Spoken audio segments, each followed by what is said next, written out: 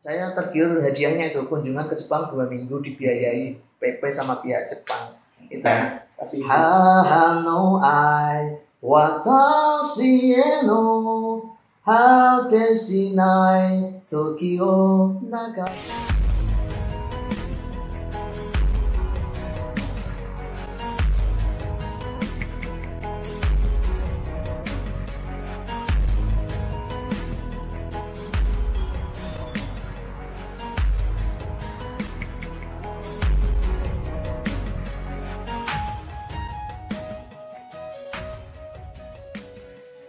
Assalamualaikum warahmatullahi wabarakatuh, teman-teman dimanapun berada. Bertemu kembali dengan saya Badi Atul Muhlisin Asti di Rumah Pustaka BMA. Kali ini tamu saya spesial datang jauh-jauh dari Semarang, Teguh Santoso M.Hum, dosen sastra Jepang Universitas Ngudi Waluyo Semarang, yang juga Wakil Ketua Forum Silaturahmi Penulis Grobogan atau FSPG.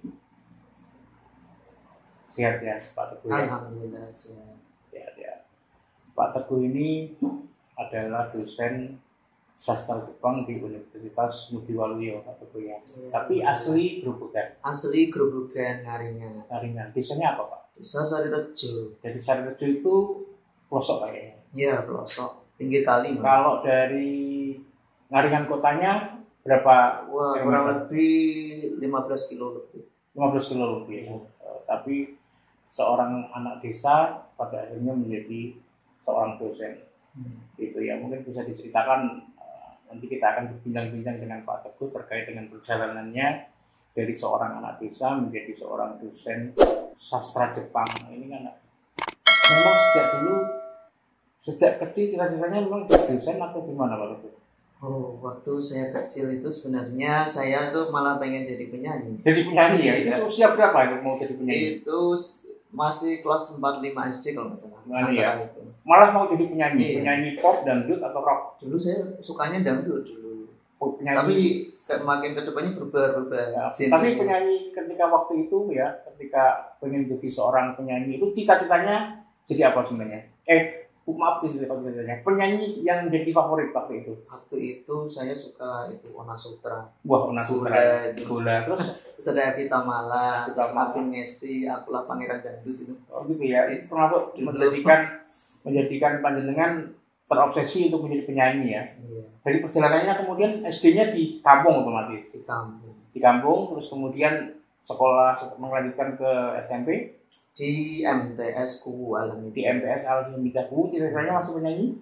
Waktu itu saya pengen setelah belajar itu malah pengen jadi berubah lagi sastrawan. Oh, sastrawan? Iya. Kok bisa? Karena waktu itu saya suka dengan belajar bahasa entah bahasa Indonesia, bahasa asing, terutama waktu itu bahasa Inggris. Saya SMP sudah pengen belajar bahasa ya? Iya. Sastrawan waktu itu yang jadi itulah siapa ketika saya sampai kemudian bisa menjadi sastrawan? Itu Pramudia Ananta. Pramudia Ananta itu salah seorang sastrawan Indonesia ya, yang membuat novel tetralogi Pulau Buru ya. Saat ini karya-karyanya masih digandrungi oleh masyarakat sastra di Indonesia. Terus sekolahnya di MTS Alhamida, terus melanjutkan sekolah di MAN 1 Semarang. Wah, dari Kuwu melanjutkan ke MAN 1 Semarang. Ya, berarti termasuk keluarga Pak Teguh ini keluarga pendidikan? Ya, alhamdulillah. Bapak saya itu sebenarnya orang kesehatan. Orang kesehatan? Iya, apa itu? Menteri kesehatan. Menteri kesehatan. Tukang sunat juga berarti? Iya, benar semua. Apa dulu disunat sama bapaknya sendiri? Bukan. Oh, bukan. Di samping itu bapak saya pemain ketoprak juga. Oh, punya gitu ya? sanggar ketoprak. Seorang seni ya? Seniman juga. Terus apa itu sanggarnya namanya? Kalau tidak salah Sakimin, nggak salah namanya. Nama sanggarnya Sanggar Sakimin? Kalau nggak salah. Tapi sering manggung nggak? Saya pernah diajak pas waktu manggung. Nggak, maksudnya bapaknya sering manggung dari... Oh iya, sering. Itu tanggapan atau... Itu tanggapan warga mantenan biasanya. Oh gitu ya? Iya. Oh, berarti sering ya? Ya, seorang menteri kesehatan tapi juga seorang seniman. Saya pernah diajak tuh sampai tertidur di tempat apa riasnya para ketoprak itu. Saya Usia tidak berapa tahu. Ya masih SD saya. Masih SD ya. Tapi Bapak mendukung dengan Ya, pendidikan. alhamdulillah prinsip bapak saya seperti Kok itu. kan kok lulus MTS, kok MTS di Kuwu kok terpikir untuk sekolah ke Semarang? Gimana ceritanya? Kalau saya belajar di lingkungan sekitar saya sendiri, saya merasa ada yang kurang gitu. Saya harus hijrah ke luar daerah saya sendiri. Orang tua mendukung ya? Mendukung. Nah, prinsipnya bapak saya, kamu belajar di mana aja, yang penting tanggung jawab baru selesai. Mau minta uang berapapun saya usahakan. Minta uang berapapun Gitu. usahakan ya. Iya. Tapi asal Itu jelas, asalnya kepentingannya jelas. Iya. Iya. Selesai. Di Man satu Semarang, kos atau mondok? Waktu itu kebetulan saya awalnya mau ngekos, terus ada teman sekelas ngajak ke pesantren. Ke pesantrennya. Ya, pertama kali saya di Penggaron itu pesantren namanya Atohiria itu. Ya, Yusuf. pesantren apa ya? Ya, awalnya itu. Saya mungkin ya karena saya baru mengenal kehidupan di lingkungan pesantren tersebut, saya waktu itu agak kurang kerasan. Karena apa? Itu mungkin dari apa ya yang saya dalamin itu ada yang kurang gitu. Kitab kuning terlalu tinggi mungkin ya ilmunya ya, saya belum bisa beradaptasi. Tapi kan di MTS sudah diajari. Iya sudah, tapi waktu ada kitab kuning ya. Belum ada waktu di MTS sampai situ. Terus saya kok makin lama nggak kerasan, akhirnya saya diajak teman lagi yang mondok di Pondok Pesantren Al Islah di belakang Man 1 Semarang itu, Jalan Lamongan Asri. Yang diasuh oleh Masukan Alimtar itu ya. Ya. Jadi di situ apa dari Atohiriah ke Al Islah itu nggak ada perbedaan? Ada. Di situ saya mulai bisa adaptasi karena dari kitab kuning itu ada metode yang agak berbeda dengan sebelumnya. Nah, di kitab kuning itu kita nggak boleh dicoret-coret. Kalau di Atohiriah itu berapa bulan? 2 bulan aja saya belajar. Tapi kalau itu sampai lulus man. Oh sampai lulus man. Berarti lebih lama di Al Islah. Asuhan ya. Kiai Masukan Halilintar. Sekarang sudah almarhum beliau ya. Pas waktu di Man itu jurusan apa yang dipilih? Waktu di MAN saya mengambil jurusan bahasa karena passion saya sukanya bahasa. Jadi artinya sejak di MTS Al-Hamidiyah itu sudah mulai fokus, artinya mulai memiliki minat di bidang bahasa. Iya. Di Man itu bisa diceritakan soal bahasa, pilihan bahasa ini. Waktu bahasa apa itu saya dapat dan teman-teman sekelas itu kebetulan waktu itu masih bahasa Perancis waktu itu. Malah bahasa Perancis? Iya. Saya sama teman-teman sekelas itu belajar sekitar 2 bulan bahasa Perancis. Nah, ya itu jurusan di Man itu memang jurusan bahasa bahasa namun bahasa pilihan bahasa asing kan ada bahasa Perancis gitu. Ya, bahasa Jepang bukan? Belum. Nah, ini teman-teman merasa kesulitan karena belajar bahasa Perancis itu kita kayak olahraga mulut misalnya. Comment allez-vous? Apa kabar? Itu kan olahraga. Ada bahasa feminim, maskulin, kosakatanya seperti itu. Kita agak kesusahan. Mungkin ya belum terbiasa, akhirnya teman-teman kok merasa susah, akhirnya diskusi dengan wakil kurikulum dibebaskan untuk memilih bahasa asing apa. Kemudian teman-teman sepakat ada voting itu. Nah kebetulan ada pindahan kepala sekolah dari MAN 1 Purwodadi yang sekarang Man 1 Grobogan. Nah itu kepala sekolahnya waktu itu Pak Basuki pindah ke Man 1 Semarang. Itu beliau menyarankan bahasa Jepang. Nah, atas saran beliau akhirnya teman-teman sepakat. Akhirnya kita dapat guru bantuan bahasa Jepang dari SMA 16 Pak Hadi. Beliau dari Grobogan juga, dari Pulau Kulon. Pertimbangannya apa Pak Kepala itu merekomendasikan bahasa Jepang? Karena pertimbangannya gini, banyak di Indonesia itu produk-produk dari Jepang kebanyakan. Nah itu hubungan bilateralnya kan juga cukup bagus juga dengan Indonesia. Mungkin pertimbangannya seperti itu waktu itu. Sehingga akhirnya jurusan bahasa Diman yang Pak Teguh ikuti waktu itu akhirnya menekuni bahasa Jepang gitu ya. Dari situ saya dapat pengalaman baru. Saya cita-citanya berubah lagi, pengen ke Jepang. Oh gitu ya. Nah, habis itu saya baru belajar 4 bulan aja. Waktu itu ada perlombaan tingkat nasional sebenarnya. Nah, waktu itu ada seleksi kunjungan ke Jepang, saya tergiur dengan hadiahnya seleksi 2 minggu di Jepang. Nah saya kebetulan saya kan baru belajar Pak, kok saya diikutkan? Kan cuma ngerjain soal dan lain-lain ujiannya seperti itu lah. Kayak mendengar, listening kalau di situ, dokai, membaca, memahami teks bacaan itu kita mengajar. Padahal waktu itu baru 4 bulan. Baru 4 bulan belajar. Tapi saya udah ditunjuk guru-guru yang dianggap guru di kelas bahasa itu saya yang paling semangat katanya. Paling semangat itu belum tentu paling pintar. Nah, itu saya seperti itu. Tapi saya udah tantangan. Iya. Paling pintar enggak? Menurut teman-teman saya biasa aja sih kalau menurut saya. Nah, akhirnya saya waktu itu naik angkutan sama guru saya sama wali siapa itu, wali kelas kalau nggak salah itu berangkat ke Magelang selama 2 hari. Di sana kita ujian di situ. Alhamdulillah saya dapat ranking nomor 11, saya masih ingat itu. Nomor 11 ya. Tingkat Jawa Tengah itu. Artinya belum tingkat nasional. Padahal mau juara pertamanya nanti waktu itu juara pertamanya saya tergiur hadiahnya itu kunjungan ke Jepang 2 minggu dibiayai PP sama pihak Jepang. Itu yang membuat saya tergiur dan dapat waktu itu 5 juta uang tunai, uang saku. Pada waktu itu tahun berapa Pak? Tahun 2004 pada.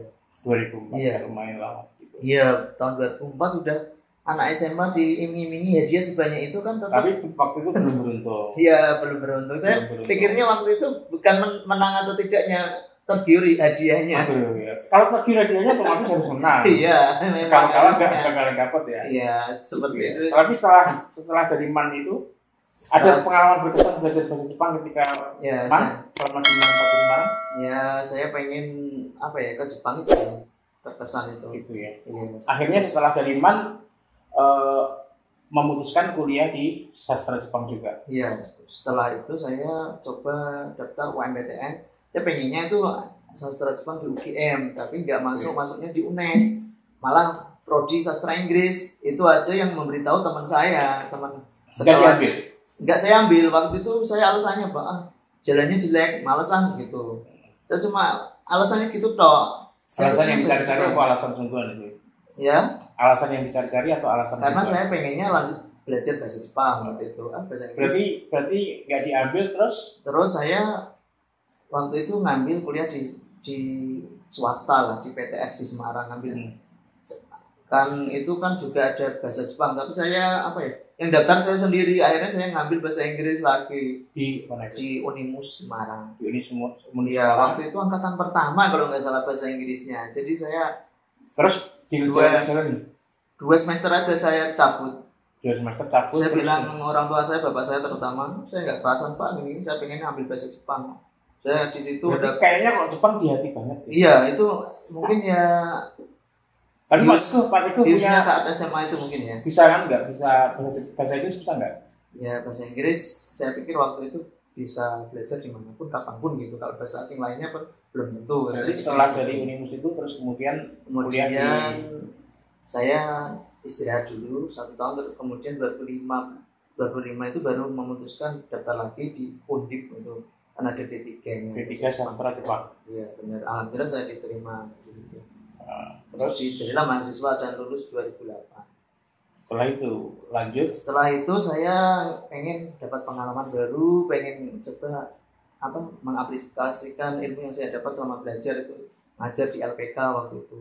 Ada di LPK Merdeka di Semarang saya pernah ngajar, LPK IC Rogakuen, LPK Seiko Semarang saya pernah ngajar. Itu juga ngajar bahasa Jepang. Ngajar bahasa Jepang karena LPK tersebut kan tujuannya untuk memberangkatkan kerja ke Jepang. Sebelum cerita lebih lanjut terkait dengan pendidikan di sastra Jepang, waktu itu terpikir nggak bahwa sastra Jepang itu prospek masa depan saya kalau saya belajar bahasa Jepang, menekuni bahasa Jepang itu akan prospektif dan menjadi ini?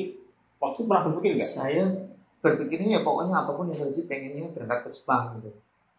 Saya nggak berpikirin itu prospeknya bagus atau tidak, itu yang penting saya waktu itu pengennya ke Jepang gitu.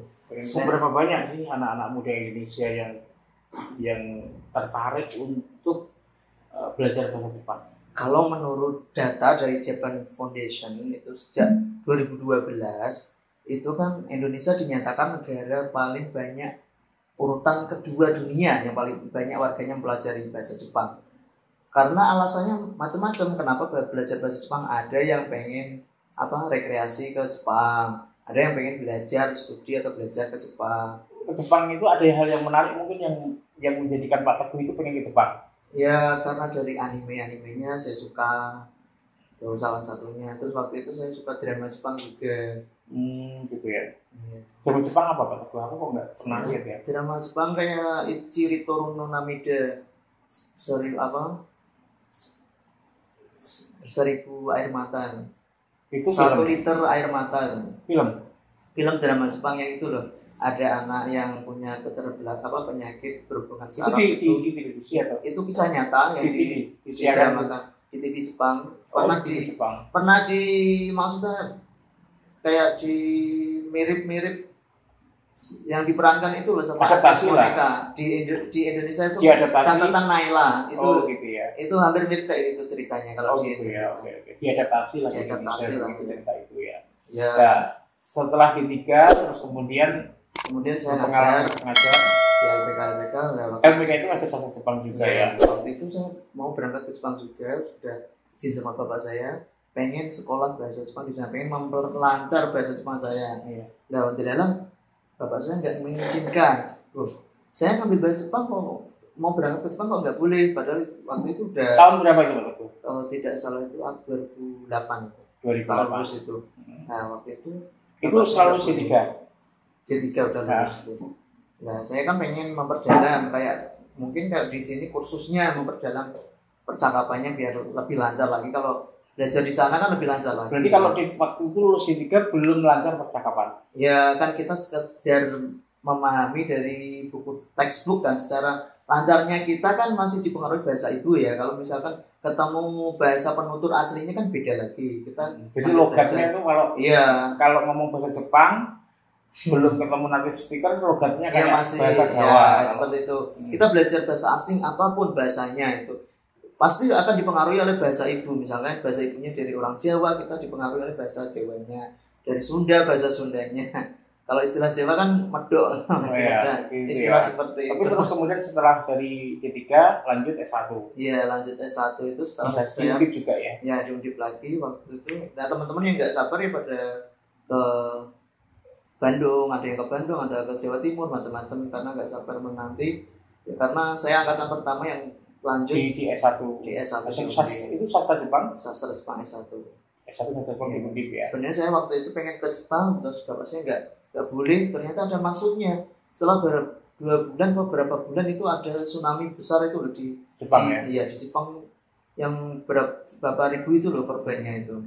Waktu itu, ternyata maksud tadi hikmahnya hikmah orang waktu itu bapak masih sugeng ya? Iya. Masih sugeng. Bapak meninggal tahun 2010.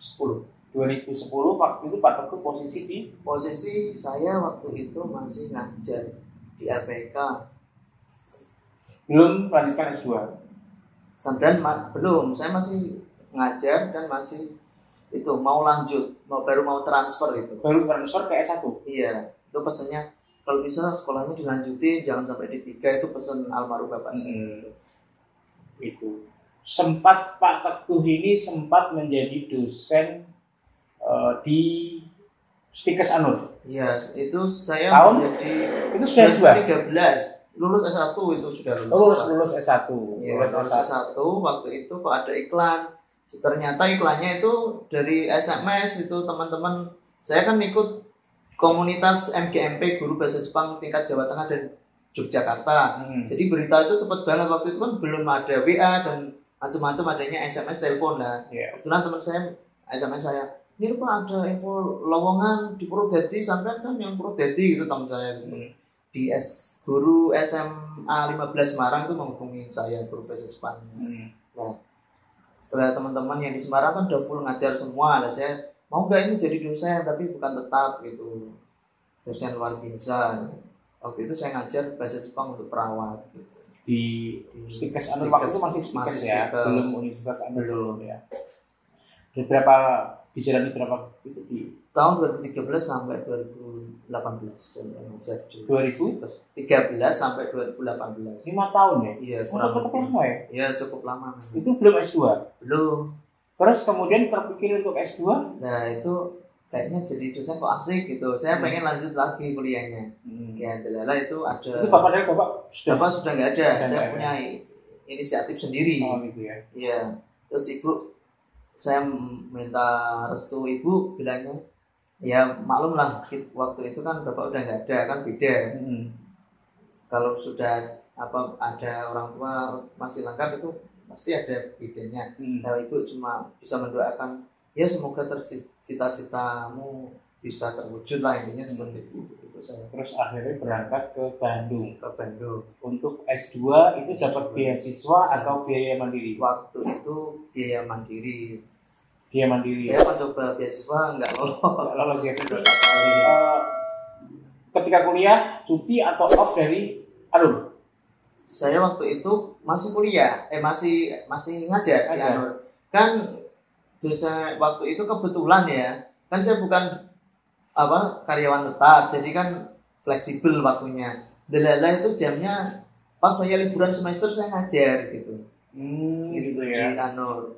Jadi tetap masih ngajar di Anur. Kuliah S2-nya tetap jalan. Ditempuh berapa tahun ini? 2014, terus akhir 2016 bulan November tanggal 6 kalau nggak salah itu ujian tesis saya. Selesai namanya S2 sastra Jepang juga. Linguistik bahasa Jepang. Bedanya sastra dengan linguistik. Kalau sastra kita kan fokusnya ke novel, cerpen dan lain. Ke karya sastra. Kalau linguistik itu kita arahnya ke tata bahasa. Macam-macam ya, fokusnya kayak ilmu-ilmu linguistik seperti sosiolinguistik, bagaimana hubungan bahasa dengan kemasyarakatan, seperti itu, ke morfologi, bagaimana perubahan bentuk kata dan sebagainya itu dikaji. Ya. Berarti dengan perjalanan mulai dari S3, S1, S2 yang semuanya berkaitan Jepang, jadi Pak Teguh termasuk bisa ya bercakap-cakap bahasa Jepang? Ya bisa, tapi nggak sepintar orang Jepang. Iya otomatis. Kalau sepintar orang Jepang ya lahir aja di Jepang, kembali ke perut orang Jepang nggak apa-apa. Ya, bedanya si linguistik sama sastra itu, kalau kita linguistik lebih luas lagi. Kemudian dari Anur, Pak Teguh memilih untuk hijrah ke Semarang untuk menjadi dosen di Universitas Ngudi Waluyo. Ceritanya? Waktu itu ada info teman saya yang udah lulus duluan, teman S1 di Undip itu kan, beliau kan habis pulang dari Jepang waktu sebelum daftar transfer S1 di Undip. Jadi uang sakunya masih banyak, langsung lanjut ke Bandung gitu S2-nya. Nah waktu itu beliau tuh teman saya itu lulus duluan, namanya Bari Zumanto, itu teman sekelas dulu. Nah ada info, ini kamu mau nggak ngajar di Semarang, di Kabupaten Semarang ada info lowongan, daftar aja gitu. Nah saya coba daftar gitu.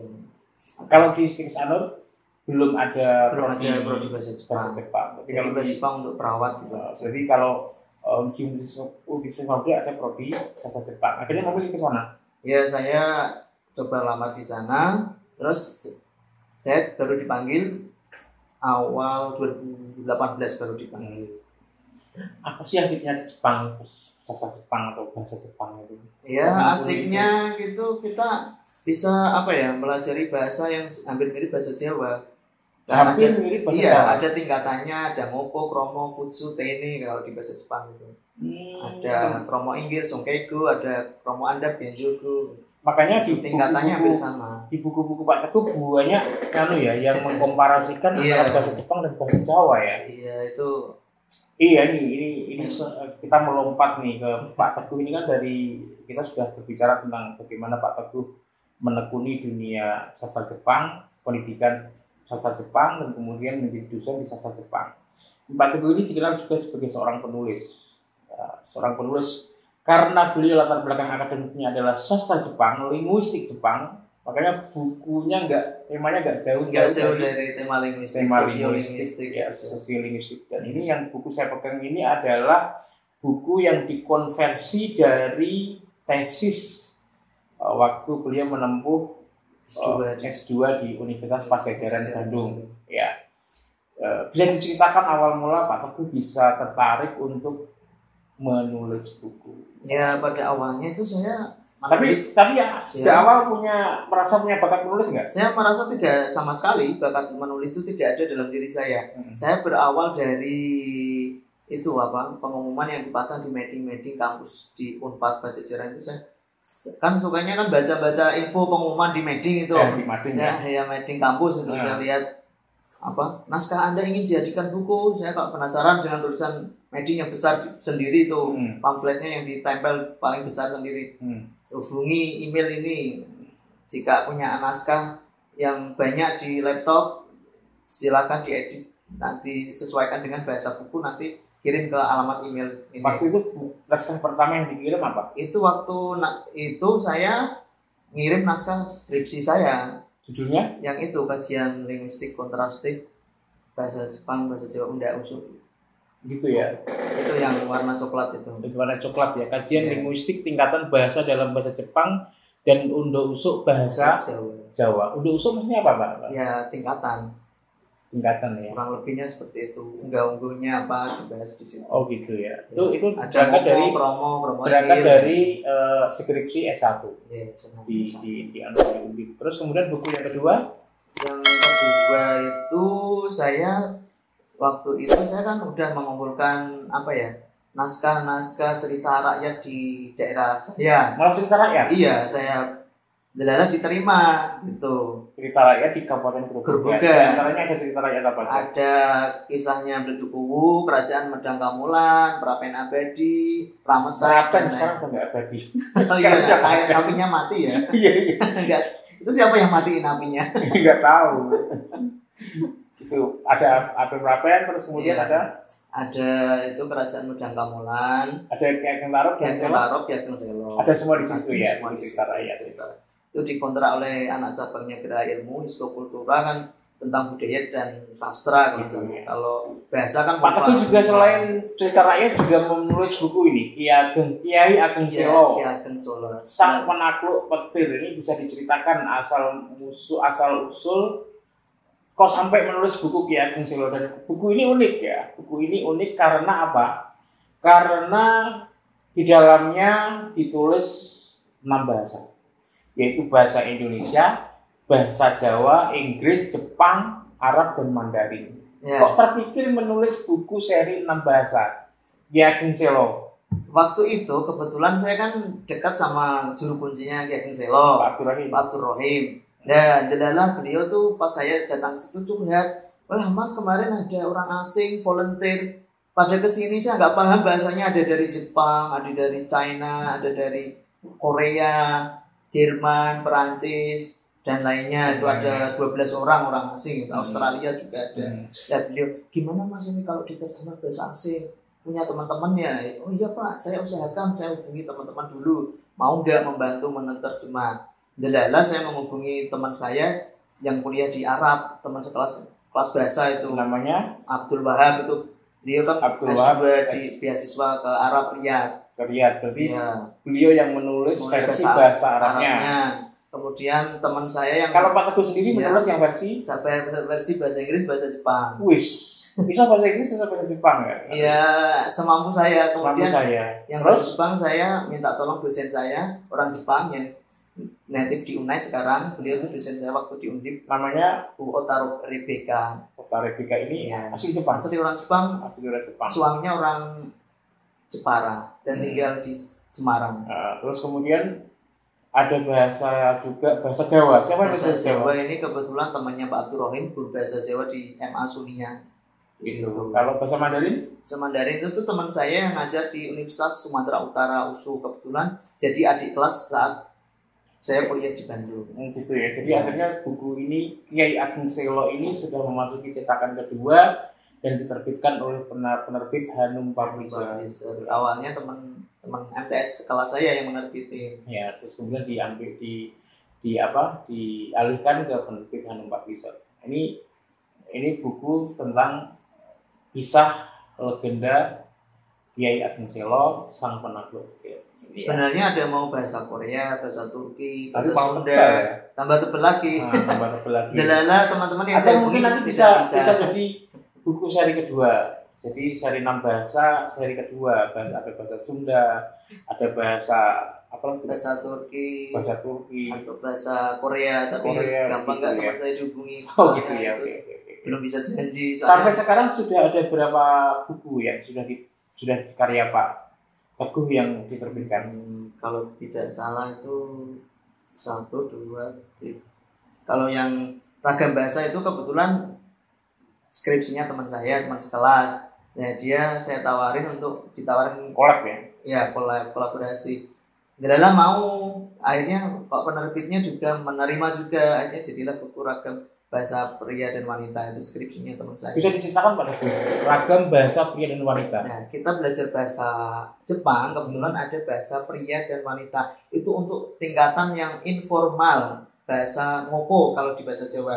Itu kayak danseiku, joseiku namanya kalau di bahasa Jepang. Kalau dalam bahasa Arab kan terkenal ada mu'anas dan mudzakkar. Nah, di Jepang ada juga. Oh gitu ya. Berarti Jepang itu. Tapi untuk bahasa informal. Jadi menarik banget ya, menariknya bahasa gaulnya ada istilah itu. Ada undo usuk, juga ada ragam bahasa pria dan wanita. Jadi itu menariknya Jepang ya. Kosakata. Tapi sejauh ini Pak Teguh sudah pernah ke Jepang? Rencananya mau insya Allah. Ini kebetulan saya apply coba ini kan.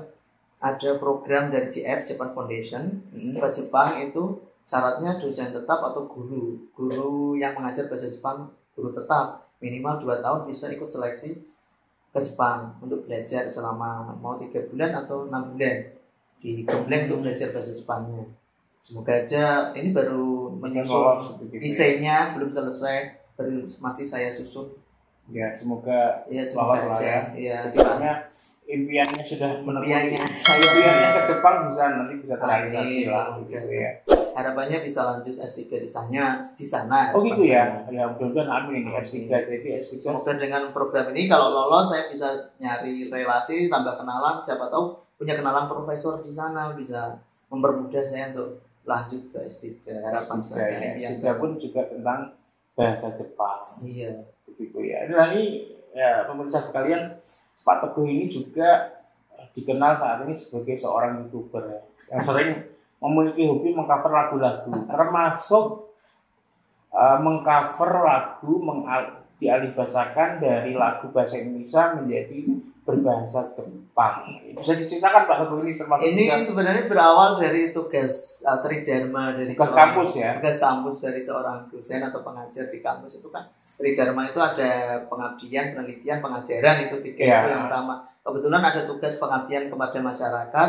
Waktu itu saya pilih tema apa ya?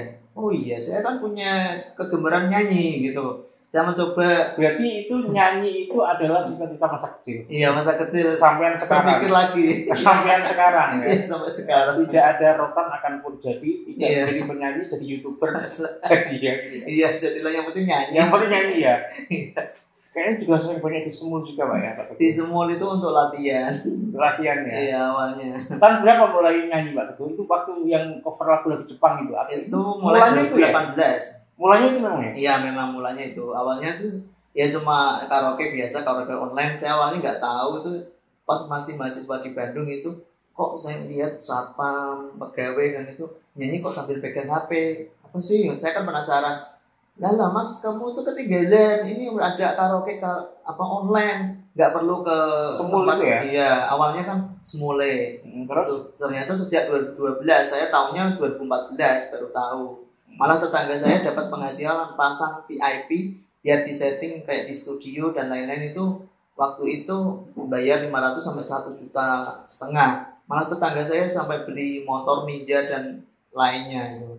Bisa dapat penghasilan dari dari semula. Bisa ya? Semule. Ya waktu itu masih mahal, tapi karena banyak saingannya kayak Wising, Wikara, terus Star Maker dan lainnya itu kan akhirnya masang VIP cuma dihargai 25.000 sampai 50.000. Bahkan kalau udah kenal sama teman, nggak usah bayar, teman gratis. Gitu ya. Jadi banyak saingannya. Nyanyi Pak Teguh nyanyi, bisa nyanyi yang sudah di cover lagu-lagu anak-anak Indonesia dalam bahasa Jepang lagu apa deh? Salah satunya Pelangi-Pelangi, terus Topi Saya Bundar, terus Balonku Ada 5. Pelangi-Pelangi juga ya? Iya. Pelangi-Pelangi, Balonku Ada 5. Terus kemudian apa tadi Pak?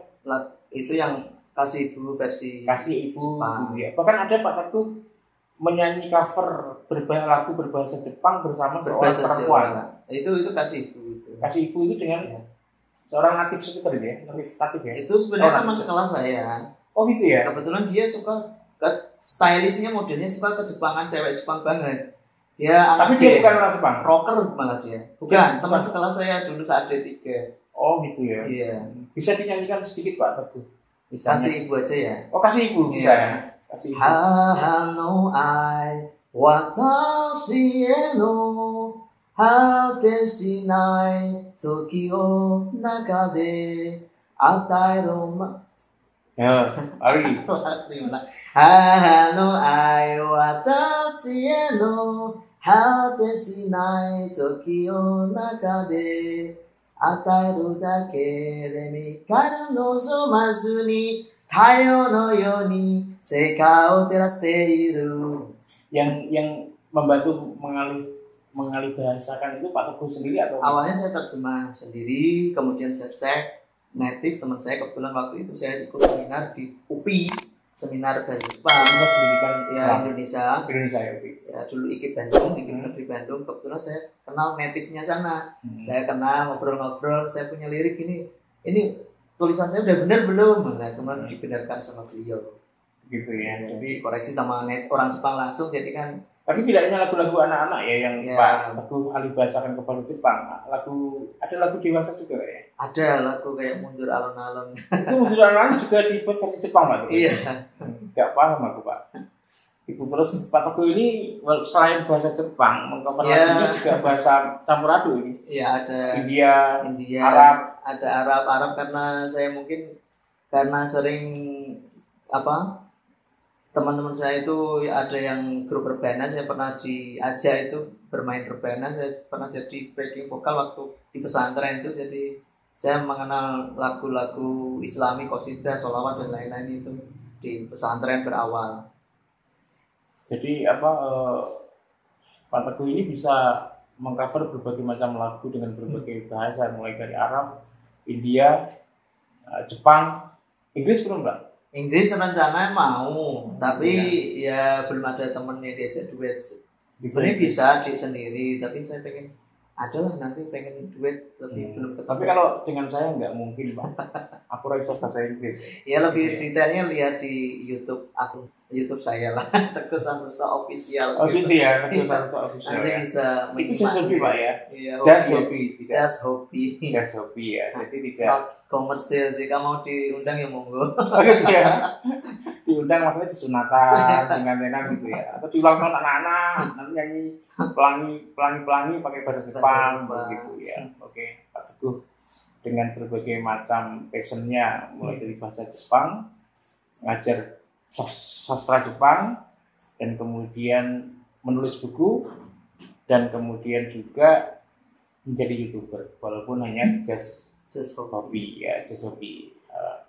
Terakhir Pak Teguh mungkin dari capaian kehidupan panjenengan sekarang, apa nih kira-kira yang yang masih pengen diraih? Yang saya sekarang yang pengen saya raih ya, kalau bisa saya bisa lanjut S3 itu pertama. S3 Ya.